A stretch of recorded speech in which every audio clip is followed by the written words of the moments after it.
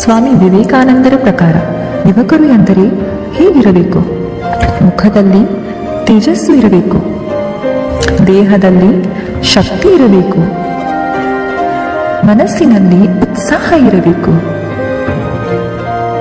ಹೃದಯದಲ್ಲಿ ಕರುಣೆ ಇರಬೇಕು, ಮಾತೃಭೂಮಿಯ ಮೇಲೆ ಪ್ರೇಮ ಇರಬೇಕು, ಇಂದ್ರಿಯಗಳ ಮೇಲೆ ಸಂಯಮ ಇರಬೇಕು, ಮನಸ್ಸು ಸ್ಥಿರವಾಗಿರಬೇಕು, ಪ್ರಬಲವಾದ ಇಚ್ಛಾಶಕ್ತಿ ಇರಬೇಕು, ದೃಢವಾದ ಆತ್ಮವಿಶ್ವಾಸ ಇರಬೇಕು, ಸಿಂಹದಂತೆ ನಿರ್ಭಯವಾಗಿರಬೇಕು,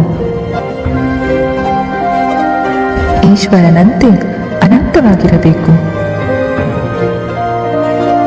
ವ್ಯಾಸನದಿಂದ ಮುಕ್ತನಾಗಿರಬೇಕು, ಜೀವನದಲ್ಲಿ ಶಿಸ್ತು ಇರಬೇಕು,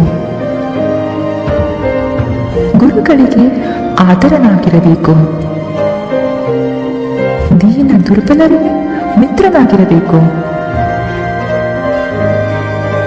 ಸೇವೆಯಲ್ಲಿ ಒಂದು ಹೆಜ್ಜೆ ಮುಂದೆ ಇರಬೇಕು, ದೇವರ ಮೇಲೆ ಭಕ್ತಿ ಇರಬೇಕು, ಜೀವನದಲ್ಲಿ ನೀತಿ ಇರಬೇಕು, ಚಾರಿತ್ರ್ಯ ಶುದ್ಧವಾಗಿರಬೇಕು. ಗೆಳೆಯರೇ, ನಿಮ್ಮ ಜೀವನದ ಶಿಲ್ಪಿಗಳು ನೀವೇ.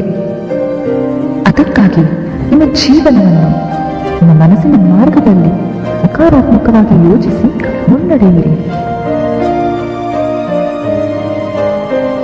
ನಮಗೆ ಪುಟ್ಟ ಪ್ರಯಾಸ ನಿಮಗೆಲ್ಲ ಇಷ್ಟ ಆಗಿದೆ ಅನ್ಕೊಂತೀನಿ.